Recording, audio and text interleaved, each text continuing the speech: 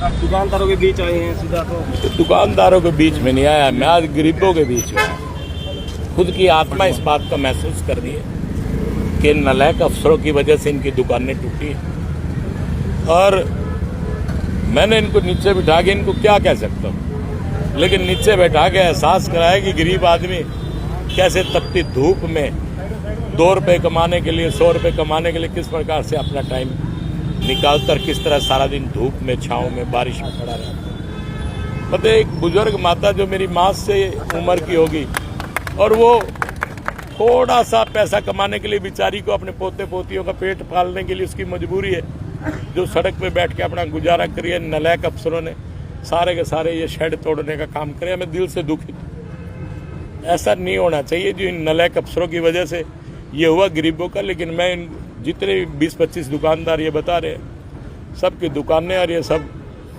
अपने ही पैसे से जैसे भी होगा इनका ये कराने का काम करूँगा। और आज ही शाम को 7 बजे इन लोगों को बुलाया मैंने, ताकि ये अपने घरों में अपने बच्चों को खाना भोजन की व्यवस्था मैं इनको करके दूंगा, ताकि आज रात को इनके घर में चूल्हा जल जाए, ऐसी व्यवस्था करूंगा। लेकिन दिल से दुखी हूँ कि नहीं होना चाहिए, क्योंकि मेरे पिता जब यहाँ जींद आए तो बहुत गरीबी की हालत में आए थे और उन्होंने अपने आप को यहाँ स्टैंड किया, सबने साथ दिया। और हमेशा हमारे पिता ने कहा कि गरीब आदमी का साथ हमेशा देना बेटा, और मेरा हमेशा साथ गरीबों ने दिया भी है। तो मैं अपनी तरफ से बहुत दुखित हूँ। मेरे पास आज शब्द नहीं है इन लोगों को देख के, लेकिन उन अफसरों को मेरे का मकसद एक ही था कि मैं उनको नीचे बिठा के एहसास कराऊं कि गरीबी होती क्या।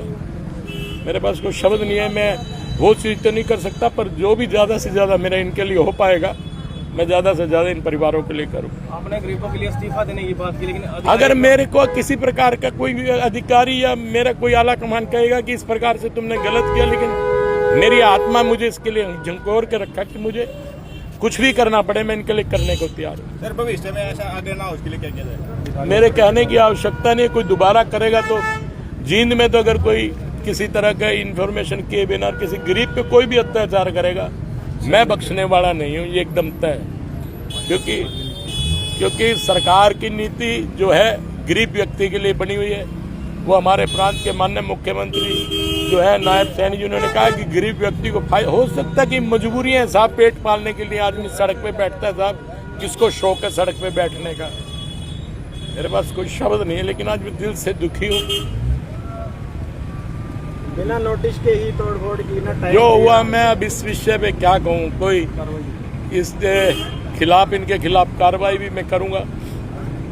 कार्रवाई किसी व्यक्ति के खिलाफ क्या करूँगा, वैसे तो मैं इनको, इनकी आत्मा और इन गरीबों की बददुआएं मार देंगी। मुझे इन अफसरों के खिलाफ कोई कार्रवाई भी नहीं करनी, इनको बददुआएं मार देंगी, लोगों की, गरीबों की हाय और बददुआएं मार देगी। हाँ, लेकिन इन गरीबों के लिए मैं खड़ा हूँ। मेरे से जो बन पाएगा ज़्यादा से ज़्यादा मैं इनकी मदद भी करूँगा। और जिनकी शिकायत थी उनको कहने की हिम्मत इन अफसरान की नहीं हुई और इन पर अटैक कर दिया। और ये तो शुक्र है कि कल मैं नहीं था, तो वरना अगर मैं होता तो इसका अंजाम इन अफसरों को यहीं के यहीं भुगतना पड़ता है।